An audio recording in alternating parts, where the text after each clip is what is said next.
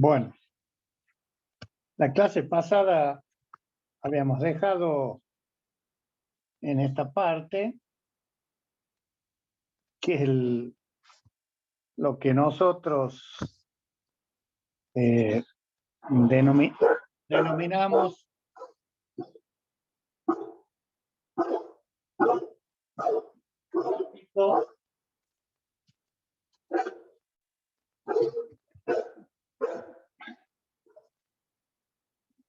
de potencias. Porque en función de lo que analicemos acá, van a aparecer los rendimientos, ¿no? El gráfico de potencia. La dirección del fluido, habíamos dicho que era esta, ¿no? O sea, entre el ingreso del fluido al rotor o al impulsor de la bomba hasta la salida de la bomba, ¿no? Porque desde acá hasta acá analizamos la máquina hidráulica. O sea, que estas pérdidas de potencia o eventualmente las pérdidas en rendimiento de la bomba, que son las que están acá expresadas, son responsabilidad del fabricante. Él nos tiene que, o nos garantiza, en definitiva, un rendimiento de la máquina equivalente. Si hablamos de rendimiento, vamos a hablar del rendimiento total de la máquina equivalente. Entonces, este rendimiento total es responsabilidad de quien fabrica la máquina. Y para llegar a este valor, evidentemente tenemos que tener en cuenta las pérdidas en las potencias por los efectos. La M es de mecánico, y habíamos dicho que estaban asociadas mucho a los rodamientos. La H es de hidráulico. Recuerden, asociadas al rozamiento primario y secundario. Y las volumétricas, P de volumétrico, asociado al caudal. Entonces, fíjense, en realidad, si uno le colocara para simbolizar una flechita, sería una cosa así. No porque sean vectores, sino, recuerden, la potencia es un escalar, ¿no? Sino para darle tal vez un sentido. Esto sería en este sentido. Y a medida que el fluido va evolucionando dentro de la máquina, se producen pérdidas de estos tres tipos: mecánicas, hidráulicas y volumétricas. De allí que el signo sea, el sentido, perdón, de la flecha sea saliente, es decir, vemos que la P sub A es mayor que la P sub I. ¿Por qué? Porque entre P sub A y P sub I, ya vamos a ver bien, estamos las pérdidas de potencia por efectos mecánicos o de rozamiento mecánico. Si seguimos avanzando, tenemos pérdida hidráulica, y si seguimos avanzando, pérdida volumétrica. Entonces, todas estas pérdidas, de allí el sentido, reitero, de la flechita, para que se vea como que es algo que no se puede, no se utiliza y obviamente afecta el rendimiento total de la máquina, entre la potencia de accionamiento que recibe el eje de la bomba o se la transmite, que es la misma que transmite el motor como máquina eléctrica, y la que realmente recibe el fluido es P. Entonces, necesitamos al menos conocer qué es lo que va pasando a medida de que el fluido, digamos, se va desplazando a lo largo de los distintos componentes que conforman nuestra máquina hidráulica.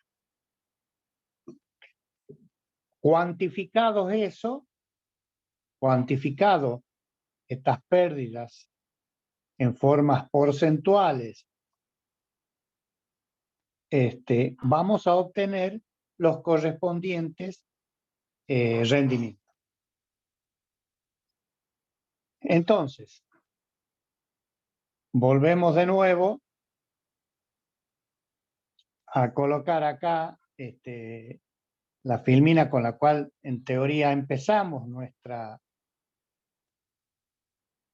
clase de hoy. Lo que acabo de decir ha sido a modo de repaso y desde el punto de vista conceptual, digamos, está el diagrama, el mismo que mostrábamos recién en forma más ampliada, lo he puesto en forma más chiquita, disminuida, para que ustedes puedan ir observando, ¿no?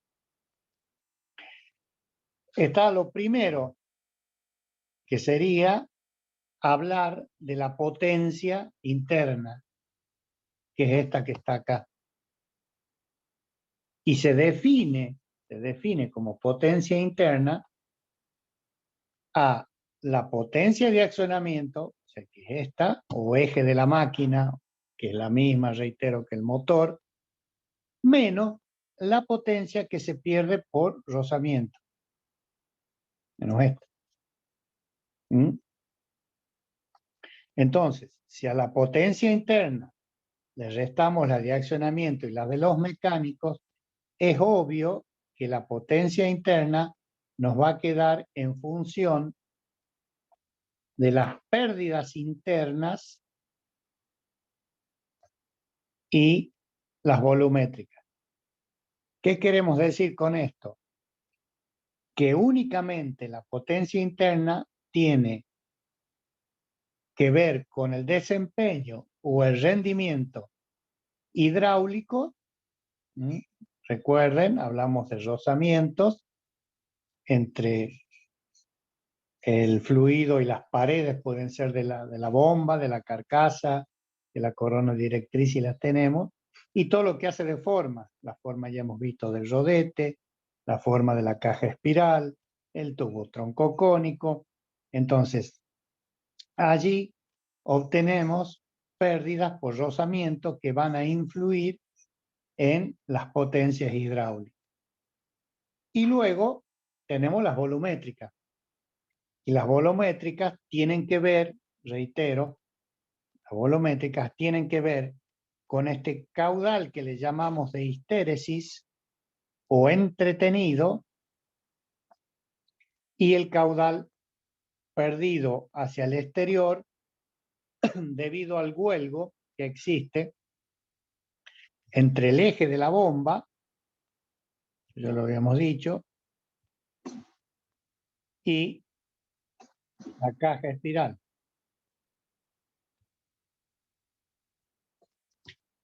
Que para bombas de considerable tamaño se utiliza el método de las estopaduras o esos cordones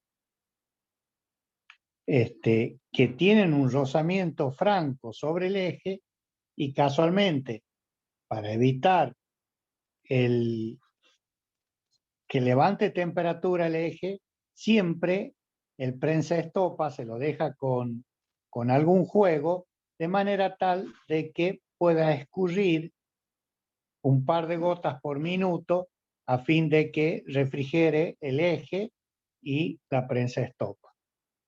Entonces, si tenemos en cuenta las pérdidas hidráulicas y las pérdidas volumétricas, vamos a tener que ver cuánto vale nuestra potencia interna.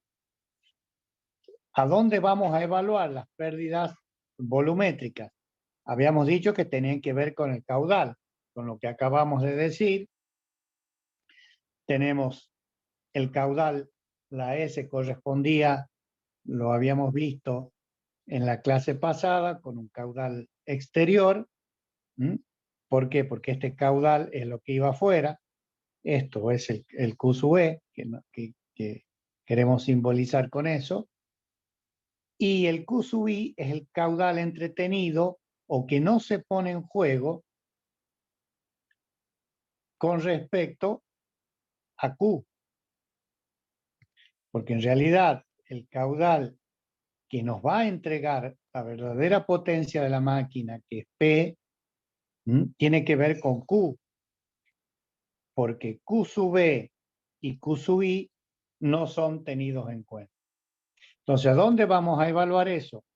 A través del caudal total que va a venir dado por el caudal que realmente evoluciona o ingresa y egresa de nuestra máquina, de la bomba, ingresa por la tubería de aspiración y egresa por la tubería de impulsión, más el caudal exterior que perdemos y el caudal interior o entretenido.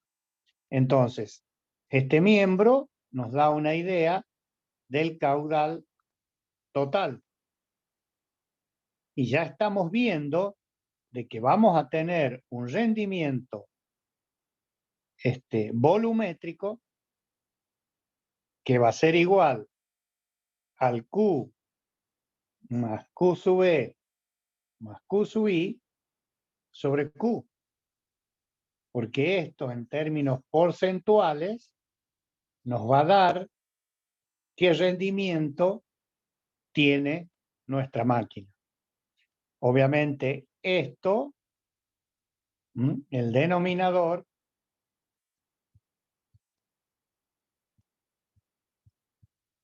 es mayor que el numerador. Por lo tanto, el rendimiento es menor a 1. Pero el rendimiento volumétrico, reitero, está asociado a la cantidad de caudal total que evoluciona dentro de la bomba sobre el caudal efectivo o útil que realmente nos entrega la máquina. Y el otro término a tener en cuenta, habíamos dicho, era el valor que nos tenía que dar el rendimiento hidráulico y estaba relacionado con las pérdidas internas de la máquina o rozamiento interno de la máquina. Cuando vimos la ecuación de Euler, nosotros decíamos que para el caso de bombas y ventiladores, si iba o colocábamos el subíndice U, le habíamos denominado altura útil, altura teórica, que era C sub 2U por U sub 2 menos C sub 1U por U sub 1 sobre G. Esta era la ecuación de Euler que nos daba la altura teórica que nos entregaba la máquina.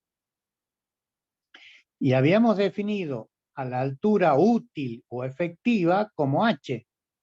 Y habíamos dicho que H era igual a la teórica menos las de las pérdidas. Entonces esta es la altura útil o efectiva. Esta H es la que tenemos que hacer ingresar si queremos ver realmente lo que es la potencia interna de la máquina. ¿Por qué? Porque tiene que ver con el rozamiento interno y con las pérdidas volumétricas. Entonces, como está puesto acá, es Rho por G, fíjense, es altura útil o efectiva más altura de pérdida. O sea, la suma de las dos me da la altura de Euler, que es esta, o la altura teórica. Entonces, a la potencia interna, jugando un poquito con esta fórmula, Rho y G es constante, podemos poner como el caudal útil o efectivo, el caudal que ingresa, pasa por la máquina, recibe una determinada energía y sale por la tubería de impulsión, más el caudal exterior que se pierde y el interior o de circulación interna, que no sale por la tubería de impulsión, nos da entonces ese producto por la altura de Euler, la potencia interna. Entonces, en definitiva, la potencia interna es el caudal total por Rho por G por la potencia teórica o perdón, por la altura teórica o de Euler. Entonces, para que no quede... ¿Qué ha pasado acá? Ay, mi Dios. Para que no quede... ¿Qué pasó? ¿Y ahora?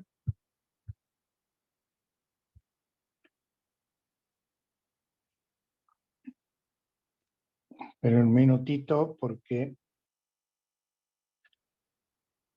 ¿Se ve ahí? Sí, profe. Sí, profe. Se ve. Bien. Lo que quería decir era que la potencia interna, ahora sí, la fórmula nos va a quedar de esta manera. Puesta en función del caudal total, no tan solo el que recibe la energía del fluido que es Q, sino el entretenido I y el que perdemos al exterior, y en función de la altura teórica o altura de Euler. Bien, acá empezamos a definir lo que son los rendimientos en base, o sea, tengan en cuenta el diagrama de potencia, ¿no? Para que le den una idea clara de cómo aparecen los rendimientos. Y bueno, es lógico el rendimiento hidráulico, ¿no es cierto? Si a la altura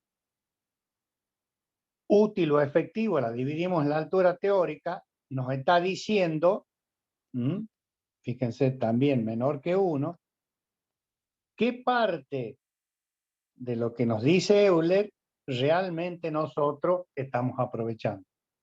Les reitero, y esto ya para que memoricen y ya ni siquiera duden, que la potencia, si nosotros hacemos o aplicamos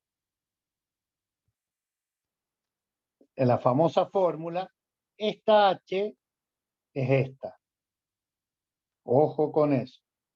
No confundirse con H sub. O sea, es altura útil o efectiva. Recuerden que esto tiene que ver con las pérdidas internas.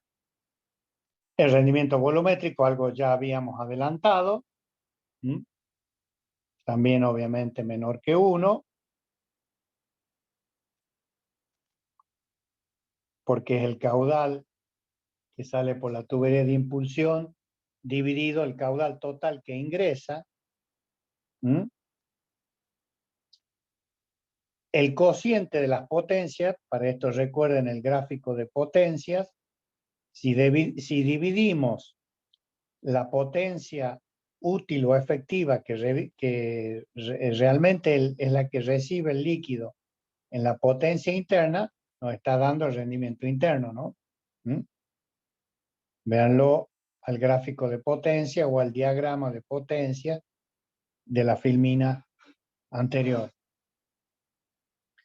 Bueno, ahí está una forma que es la que vimos recién de colocar la potencia interna como el producto del caudal por la altura teórica.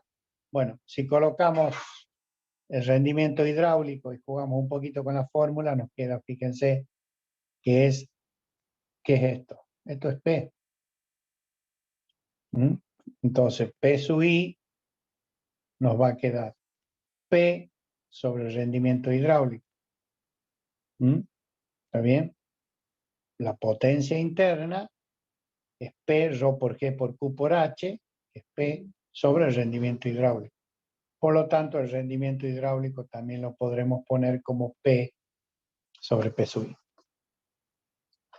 El rendimiento mecánico, que tiene en cuenta las pérdidas por rozamiento, y es la potencia interna sobre la de accionamiento. Si nos volvemos al gráfico, lo van a poder analizar y ver allí, ¿no? El rendimiento mecánico, entonces, tiene en cuenta las pérdidas por rozamiento mecánico. ¿Por qué? Porque nos habla de la potencia de accionamiento y la potencia interna.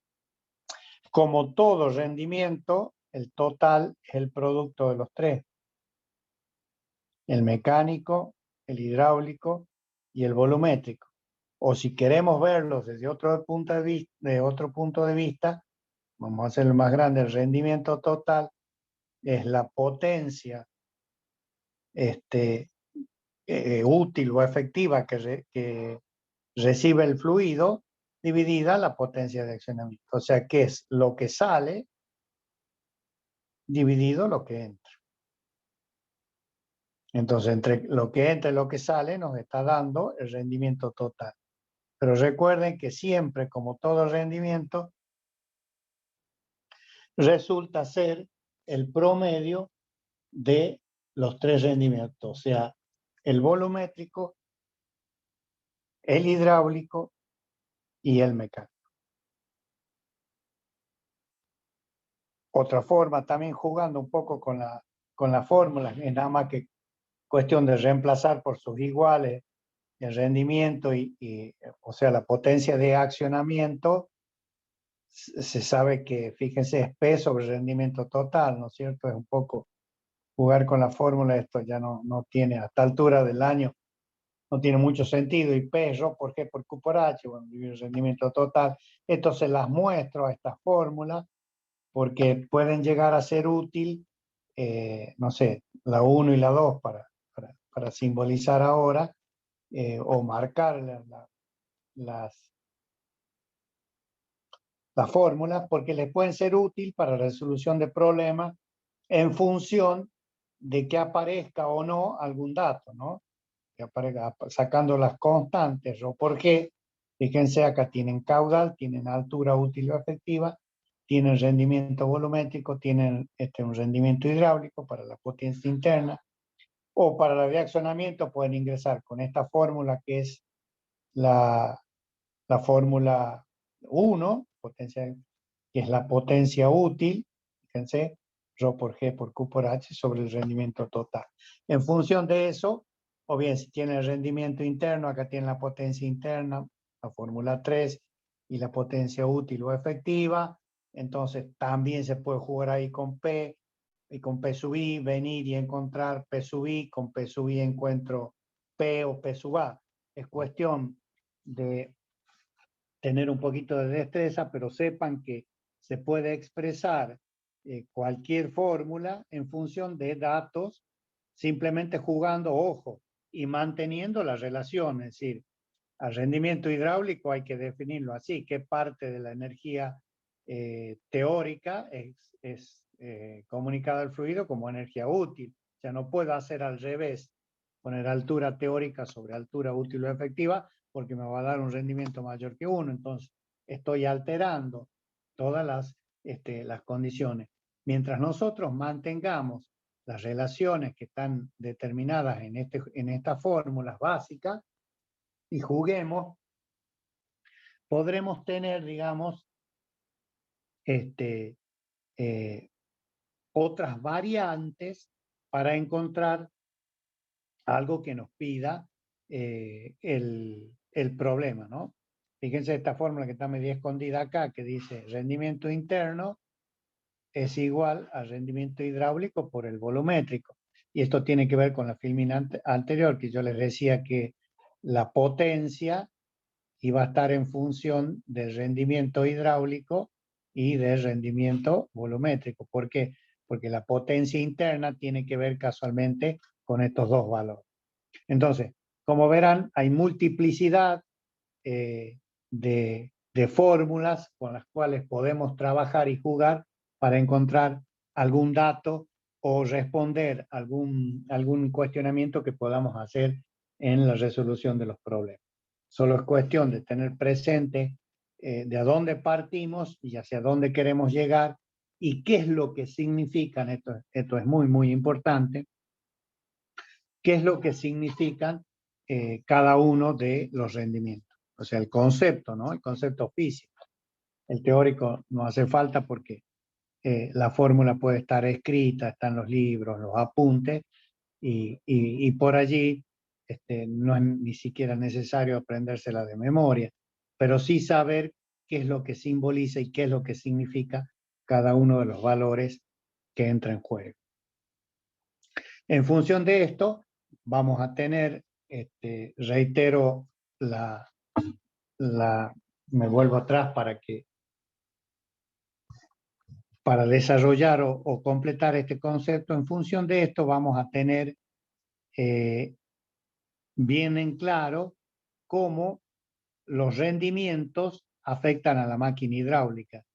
En definitiva, nuestra máquina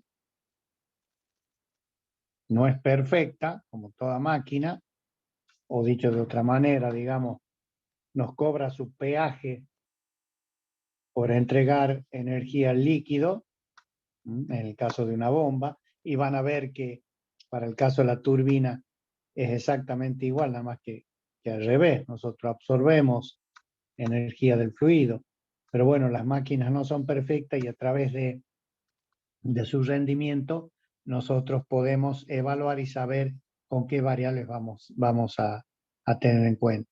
Lo importante entonces es que la dirección del fluido para una bomba es de izquierda a derecha y lo que nos entrega el motor es una potencia de accionamiento o potencia en el eje, y lo que realmente recibe el fluido es una potencia P. ¿Por qué? Porque adentro hay pérdidas internas debido al funcionamiento de los distintos elementos que conforman la bomba. Dicho esto, pasaríamos al último temita, que es un tema interesante para nombrarlo, y que es el fenómeno de la cavitación. ¿Por qué es interesante este tema? Porque la máquina hidráulica, la bomba, la máquina de Euler, habíamos visto que no era autocebante.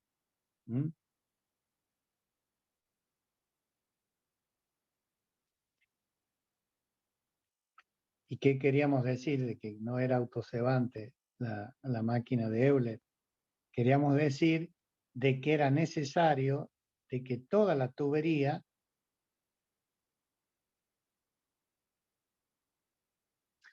tuviera agua, o estuviera llena, más que agua, estuviera llena del líquido que tenemos que bombear.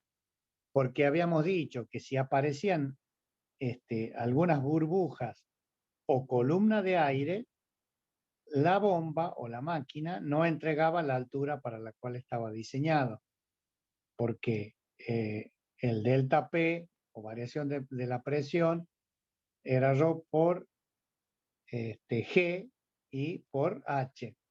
Entonces, el ρ del aire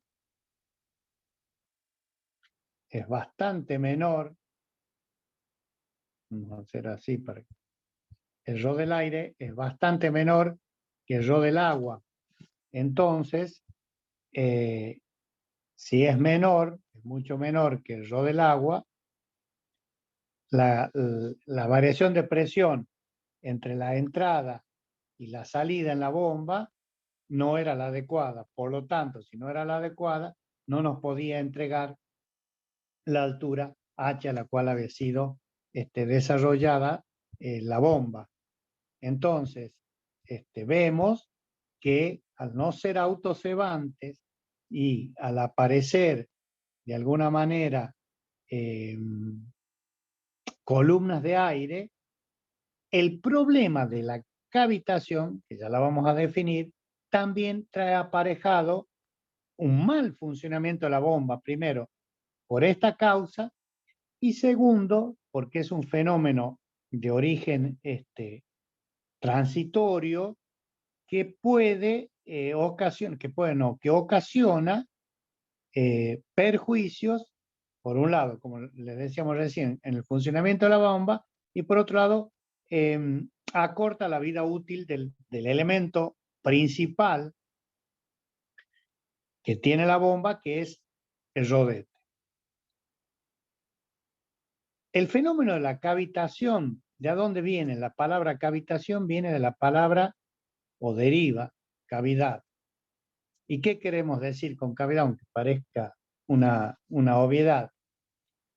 Que si nosotros tenemos una columna de un líquido y si se forma una cavidad, quiere decir que se interrumpe de alguna manera el estado del líquido que circula por esa tubería. Es decir, nosotros lo tenemos en estado líquido en cualquier parte de esta tubería ideal, excepto acá. ¿Por qué? Porque ahí tenemos como una burbuja o cavidad. En definitiva, ¿qué es una cavidad? Es la formación de una burbuja de aire. Entonces, el líquido posee esa cavidad, es decir, posee una densidad adecuada al líquido que está, digamos, en movimiento por esa tubería, y de pronto se interrumpe por esa cavidad o esa burbuja formada de aire. Esto dicho, digamos, en un lenguaje un poco más llano, pero si uno toma las consideraciones termodinámicas, hablamos de que se forma vapor. O sea, esta burbuja pasa del estado líquido al estado gaseosa, de una manera que trae aparejado los problemas que vamos a ver enseguida. ¿Qué condiciones tienen que darse? Y sin que esto, digamos, sea una clase rigurosa de termodinámica, porque no es nuestro objetivo, pero sí tienen que tener en cuenta la presión de saturación. ¿Por qué? ¿O cómo definimos a la presión de saturación?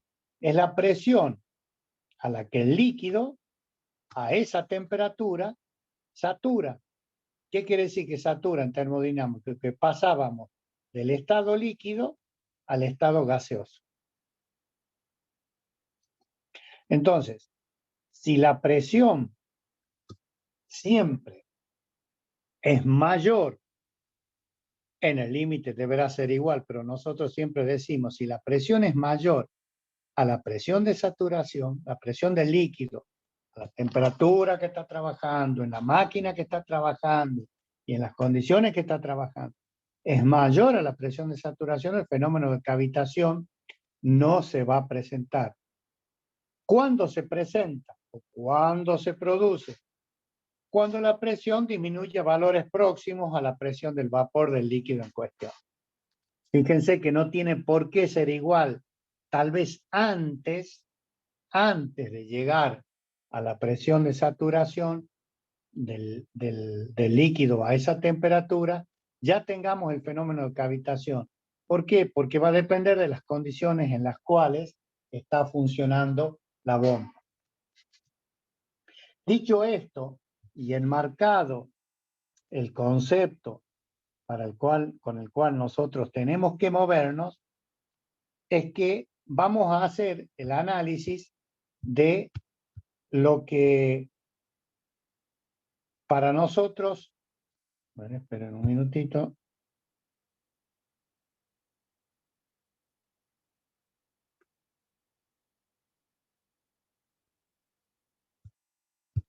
Lo que para nosotros sería la peor condición de funcionamiento de la bomba, y que es esta que tenemos acá. Fíjense cómo está. Un minutito por...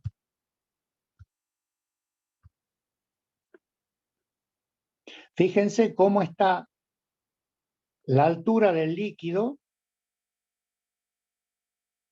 con respecto al punto más alto de la bomba, que es cuando la altura del rodete, esta altura.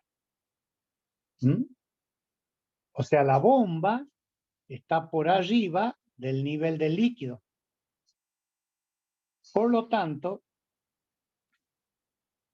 y en razón de lo que habíamos visto, de que no es autocebante por un lado, y por otro lado, en esta zona se produce una depresión, y si hablamos de una depresión, estamos hablando respecto a la presión atmosférica, ¿no?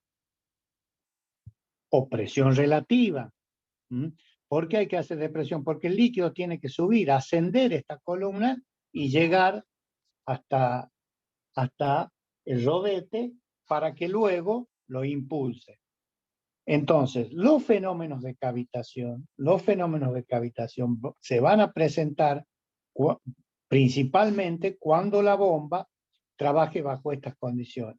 Si esté suspendida o con una altura negativa respecto al eje del rodete o eje de la bomba, que en realidad nosotros lo simbolizamos a través del Z sub E o Z de entrada. O sea, cuando Z sub E es mayor que Z sub A, es cuando allí tenemos que tener en cuenta el problema de la cavitación. Algo ya habíamos adelantado, lo van a poder ver en la resolución de los problemas, de la necesidad de colocar,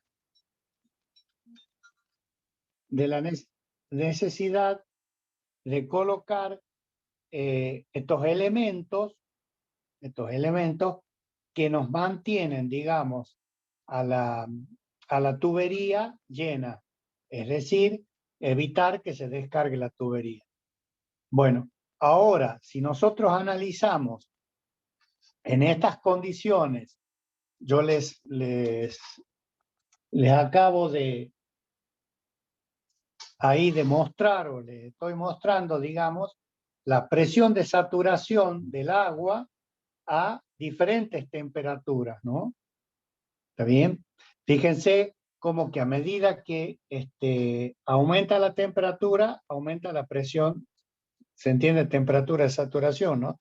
Se entiende que aumenta la presión de saturación. Y esto nosotros lo podemos ver bien en claro con esto, y también lo podemos ver con esto. Como si estamos a una presión mayor, como por ejemplo Buenos Aires, el agua nos hierve o se transforma, pasa del estado líquido al vapor a los 100 grados centígrados. En cambio, si estamos en un lugar en donde la presión es menor, la temperatura de ebullición del agua es mucho menor. Entonces, ojo con esto, porque si no es lo mismo que la bomba trabaje en Buenos Aires, que trabaje, no sé, por poner acá un ejemplo de otro extremo, ¿no? En La Quiaca.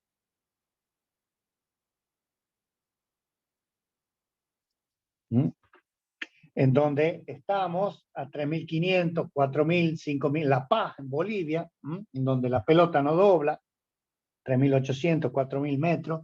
la temperatura, diría Pasarela, no, son muy chicos. ¿Alguno lo ha escuchado Pasarela siendo director técnico de la selección? Para saber las edades. ¿Se acuerda alguien de ustedes? No. No, profe. No, son muy chicos. Bueno, Pasarela en un tiempo fue, la década del 90, fue director de la selección. Y nos fuimos a jugar a Bolivia, las eliminatorias para el Mundial.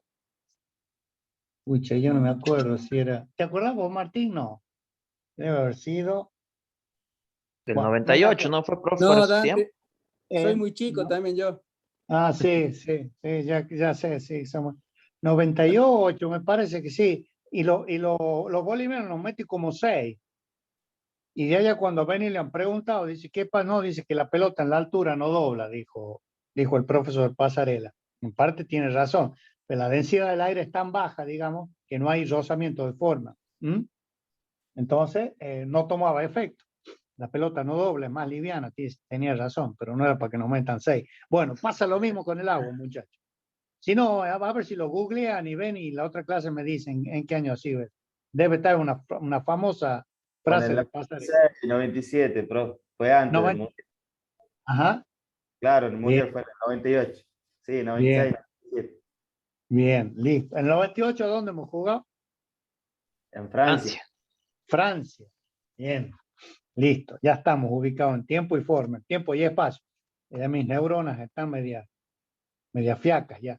Bueno, lo que yo les quiero decir es lo siguiente, que el agua no hierve, no tiene la misma presión de saturación a esa temperatura, a nivel del mar, como puede ser Buenos Aires, a La Rioja, que estaríamos acá al medio, ¿no? Por acá estaría La Rioja.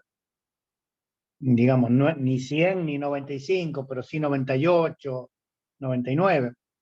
Si nos vamos a La Pampa, La Viuda, puede ser 96, 95. Y de ahí si nos vamos, no sé, al paso de Pircas Negras, sí, ahí baja bastante la presión, por lo tanto la, la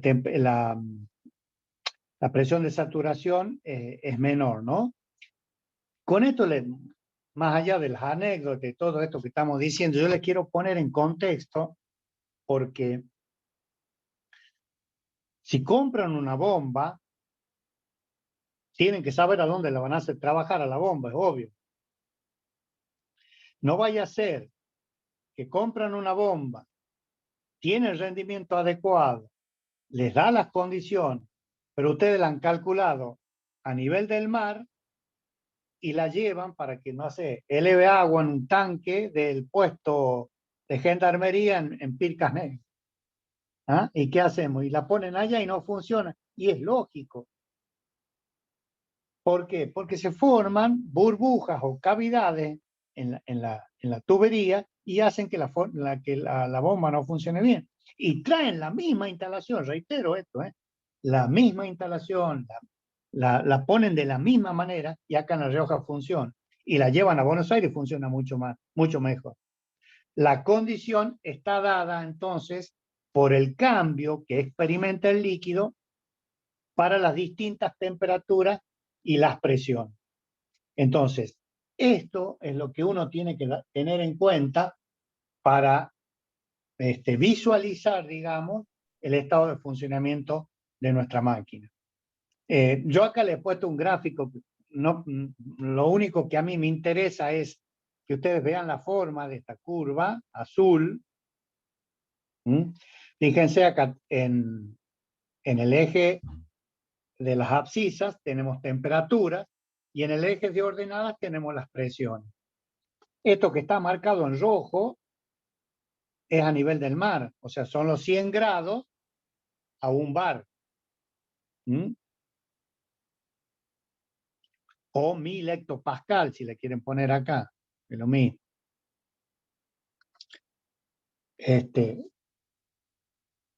10.000, no 1000 hectos, también, porque son por 10. 1000 hectopascal. La Rioja nos encontramos un poquito por abajo. Lo que estoy haciendo es una grosería, ¿no? Porque fíjense, me va a dar 80, bueno, no es lo mismo, me va a dar 80, 90 grados y no es así. Pero no importa. En La Rioja tenemos 975, 980 hectopascales. ¿Está bien? Por lo tanto, fíjense cómo la temperatura ha caído. Entonces, las condiciones para el funcionamiento de la bomba en La Rioja no son los mismos que a nivel del mar.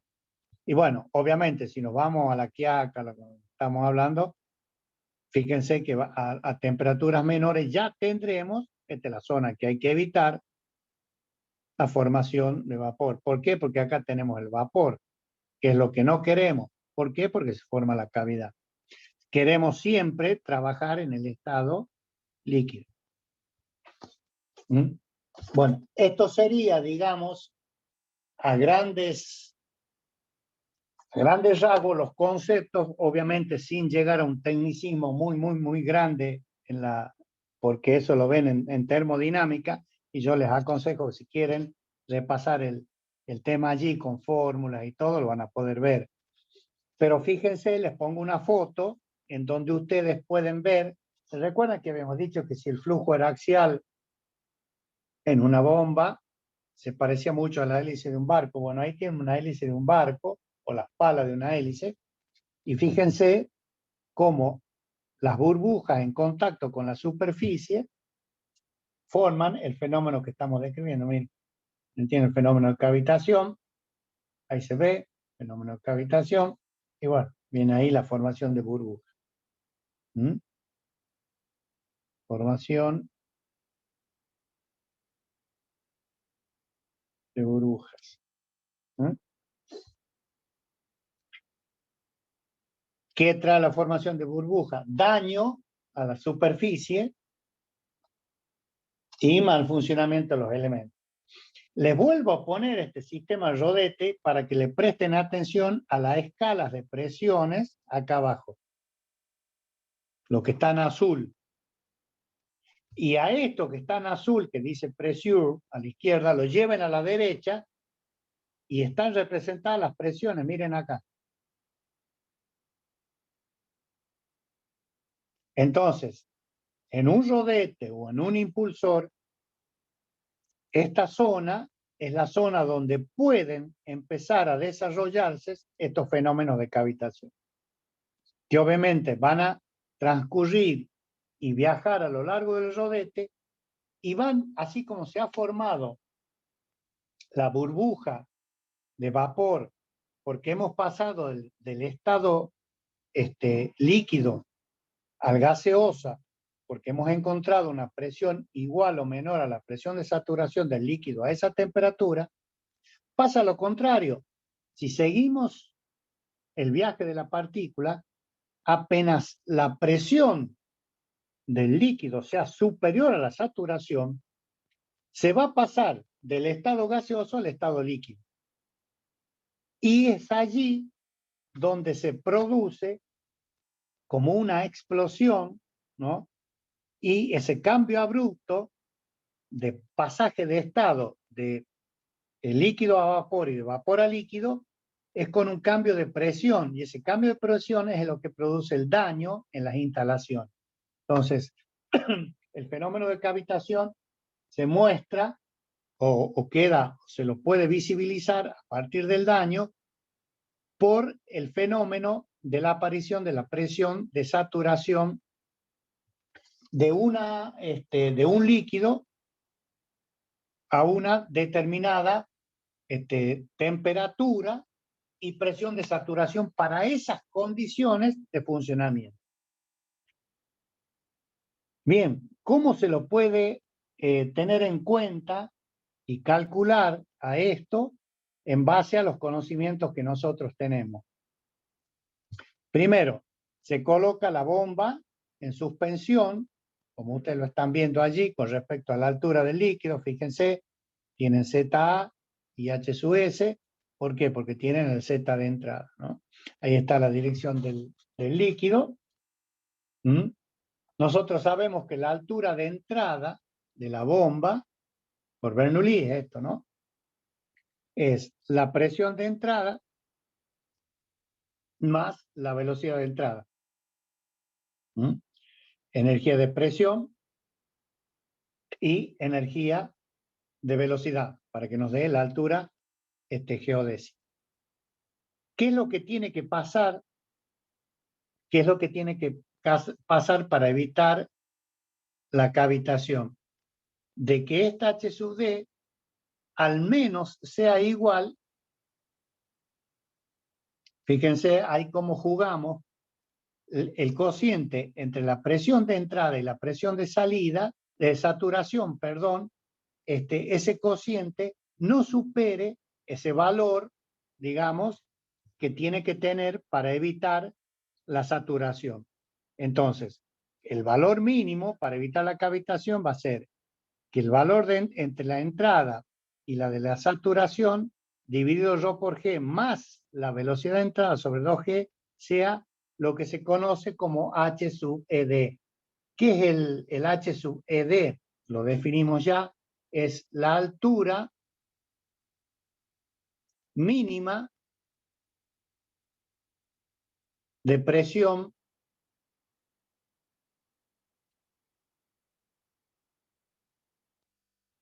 de aspiración. ¿Y por qué le decimos mínima? Porque es lo mínimo que requiere la máquina, es lo mínimo que requiere la máquina para evitar la saturación. Es decir, cuanto más lejos estemos del H sub ED, mejor nos vamos a encontrar nosotros con lo que se denomina el fenómeno de cavitación. Acá vienen dos cosas. Los ingleses le llaman NPSH. Esto viene de altura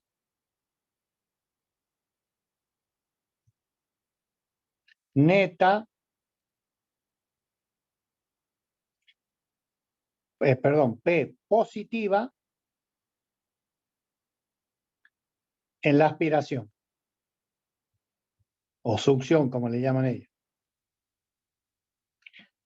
Entonces, en la jerga pueden que a ustedes les pregunten cuál es el NPSH de la bomba. NPSH de la bomba. O bien en castellano le llaman el AMPA, que sale de acá. Altura neta positiva de aspiración. Fíjense, le llaman el acrónimo, digamos.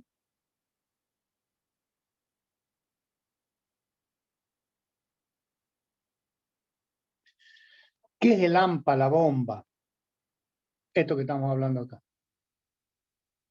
Evitar en todo momento la aparición de esas cavidades que tanto problema nos van a traer a nosotros. ¿Qué vamos a hacer nosotros entonces? Vamos a ver qué variables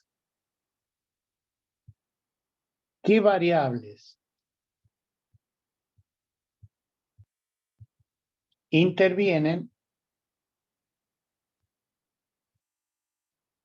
en el famoso AMPA de la bomba. Como todo fenómeno, van a encontrar muchísima bibliografía. El que se quiera meter con esto lo puede hacer, lo puede estudiar y lo puede ver. Yo lo que quiero es que este tema actúe como un disparador y lo tengan en cuenta en cualquier instalación termomecánica para evitar problemas, que nos den un mal funcionamiento de la bomba y no obtengamos los resultados buscados.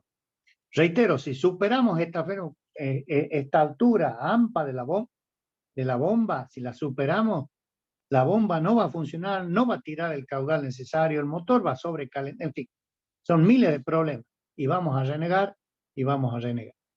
¿Qué vamos a hacer entonces para ver cuáles son los valores que entran en juego? Planteemos Bernoulli entre A y E. Fíjense que este es el depósito, A acá, y vayan teniendo en cuenta todos estos hechos. En este caso, el depósito está abierto a la atmósfera, o sea que yo puedo decir que P sub A es la presión atmosférica, y unan esto a lo que acabo de decir con la tabla anterior, como la presión atmosférica influye. No es lo mismo que este líquido esté a la presión atmosférica que yo le pongo una tapa y lo someta a presión por arriba, obviamente, de la presión atmosférica. No es lo mismo. Entonces, las condiciones, empezamos a ver las condiciones en las que va a funcionar la bomba. Y les estoy hablando, si les digo condiciones en las que va a funcionar la bomba, yo les estoy hablando ya de ustedes sentados y diseñando una instalación. Ojo cómo la diseñan, ojo dónde trabaja y ojo con lo que vamos a ver ahora.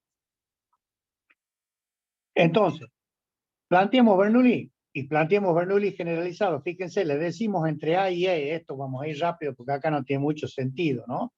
Es la presión A, la altura ZA, la tienen acá la altura ZA, ¿no? Fíjense, ahí empieza el primer problema, menos las pérdidas en la tubería de aspiración, al decir H sub R A E, fíjense, A E, todo lo que tengo acá, todo, acá hablo de primario y de secundario. ¿Qué digo? ¿Qué tipo de tubo tengo? ¿Qué diámetro de tubo tengo? ¿Cuántos accesorios tengo? ¿Cuántas llaves tengo? ¿Cuántas válvulas de retención? Etcétera, etcétera. Fíjense el signo negativo. Entonces, la energía en A más la altura en A menos lo que perdemos entre A y E tiene que ser igual a lo que hay en E. P sub E, la presión de entrada a la bomba. Tengan presente la filmina anterior, el rodete, esa parte azul, la Z de entrada y la velocidad de entrada. Bueno, la altura de suspensión de la bomba H sub E se la llama ZE menos ZA. ZA menos ZE nos da HS o altura de suspensión de la bomba. Es lo mismo. Entonces ZE menos ZA, acá está. Lo paso para acá, me queda la presión del lugar menos la altura de suspensión menos las pérdidas. ¿Está bien? Porque esto es negativo. ZE, fíjense, es mayor que ZA. ¿Por qué? Porque la bomba está suspendida. Entonces, menos las pérdidas, tiene que ser igual a lo que tenemos a la entrada de nuestra bomba. Bueno, jugando con las dos, como con esta, como H sub E y H sub S son lo mismo, se juega con la fórmula y se llega a este valor, que es el que a mí me interesa.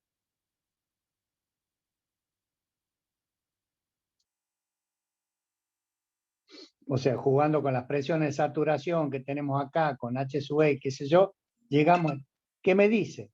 Que la altura H sub E mínima, para que no se produzca la cavitación, tiene que ver con la presión atmosférica. Reitero, este es del lugar donde va a trabajar la bomba, ¿no? Si la vamos a traer a La Rioja, en La Rioja. La presión de saturación, ¿qué significa esto? ¿Qué vamos a impulsar? Agua. ¿Es agua fría? ¿Es agua caliente? ¿Es leche fría? ¿Es leche caliente? Si estamos en una industria láctea, etcétera, etcétera, etcétera. Bueno, sobre Rho por G para que nos den metro, ¿no? Fíjense, la altura de suspensión. ¿Cómo influye? Cuanto mayor sea la altura de suspensión, mayores posibilidades vamos a tener de tener cavitación. Y acá viene lo otro. Ojo con la instalación eléctrica. Perdón, con la instalación de caños y válvulas en la tubería de aspiración, porque nos está diciendo que a la situación del local, mediante la presión atmosférica local y la presión de saturación, le tenemos que restar la altura de suspensión y le tenemos que restar las alturas de pérdidas en la tubería de aspiración. Acá está metida la pérdida primaria y la pérdida secundaria. Dicho de otra manera, acá tenemos cuántos accesorios tenemos Y acá en la primaria tenemos el diámetro de la tubería. Entonces, cuanto más bajemos la altura de suspensión y más grandes sean los diámetros en la tubería de aspiración, menores posibilidades van a ser tener cavitación. Y empezamos a jugar así. Si vemos que se ha producido la cavitación, esto no lo podemos tocar. Si se nos produce cavitación, no lo podemos tocar porque ¿cómo variamos la presión atmosférica del lugar? No tenemos ninguna máquina que nos pueda hacer variar PSUA. Y la presión de saturación del líquido y tampoco, porque tenemos que impulsar, no sé, agua a temperatura ambiente desde A, no sé, hasta ZA. O sea que esto no lo podemos mover. Lo único que nos queda para jugar son estas dos variables, altura de suspensión y pérdidas en la tubería de aspiración. Teniendo en cuenta esas dos variables y jugando con esas dos variables, nosotros vamos a poder alejarnos de este fenómeno que acabamos de definir como el fenómeno de la cavitación. Entonces, les reitero, la altura mínima está dada por las condiciones de la presión atmosférica, la saturación del líquido, la altura de suspensión y en la tubería de aspiración. Este grafiquito a mí me ha parecido muy lindo para poder visualizar lo que es la formación de la cavidad o la cavitación.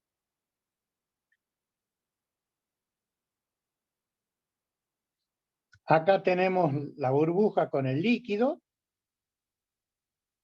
Fíjense cómo a medida que la presión disminuye, cerca de la presión de saturación se empiezan a formar esas cavidades. Esto nos está dando una idea de que es un proceso que va de izquierda a derecha, por lo tanto, a medida que va variando la presión, se van produciendo este fenómeno, ¿no?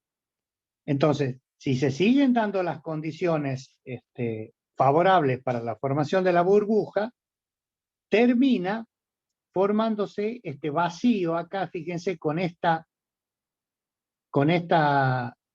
forma. Espera un minutito. Vamos a cambiar de color. Con esta forma,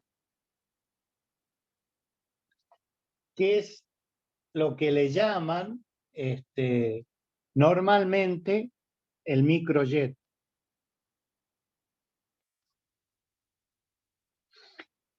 Acá es donde ya se ha formado directamente la burbuja porque la presión que existe acá, que tenemos el líquido, es superior a la presión de saturación y en contacto con el cuerpo, que puede ser el rotor de la bomba o la pala de la hélice, se produce la cavidad.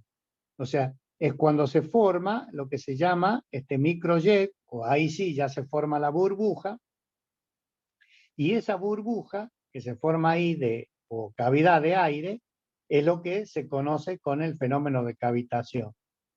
Entonces, este microjet es, fíjense, una presión muy puntual en un punto que existe en contacto con la superficie y es una presión elevada. Entonces, esa presión en un punto, en un área muy chiquitita, nos da una fuerza grande. Y esa fuerza es lo que produce el deterioro.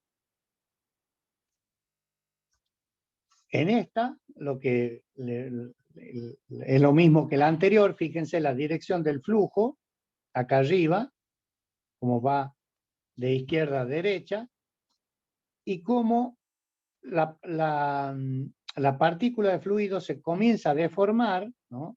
De 1, 2, 3, 4, y acá se forma el microyecto. Acá tenemos una burbuja en el seno del líquido.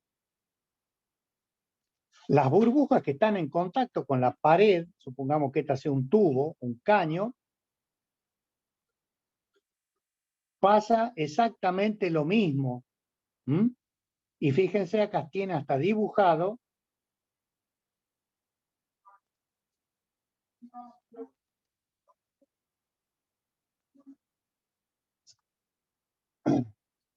como perpendicular ese microjet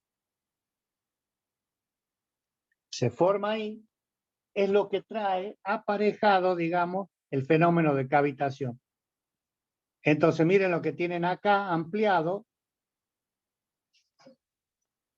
Esto tienen ampliado acá.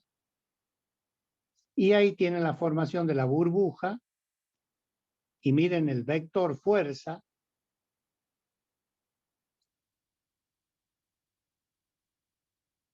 El vector fuerza ahí.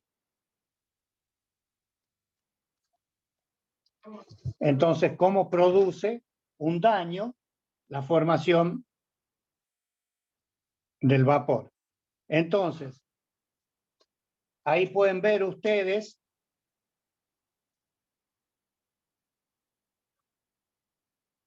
en las zonas en donde la cavitación ha producido, fíjense, todas en contacto con la superficie, ha producido daños. Miren, no tan solo acá que la ha dejado porosa, sino fíjense cómo hay hasta una sobreelevación de temperatura. Si lo ponemos de otro color, acá, lo que está en azul, está como quemado, no quiere. Entonces,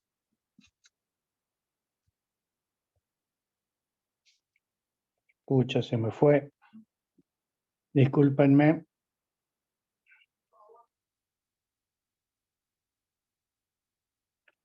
Pero se me fue la... Ahí está. Les decía que vieran la parte esta, en donde se produce esa microporosidad. Fíjense el fenómeno, cómo se presenta de forma tan puntual y el daño que puede producir. Obviamente, si estamos hablando de una turbina con muy alto rendimiento, le cambiamos el perfil de la A a la B, y el funcionamiento es completamente distinto. O sea, se siente un ruido característico, en fin, el flujo no es el mismo, el rendimiento ya volumétrico no es el mismo. Es decir, todos los patrones o lo que estuvimos viendo recién, las variables que entraban en juego, por las cuales estaba diseñada esta máquina, quedan fuera de lado. De allí que el fenómeno sea importante, ¿no es cierto?, tenerlo en cuenta y reitero, desde el punto de vista del funcionamiento de la bomba para evitar este fenómeno.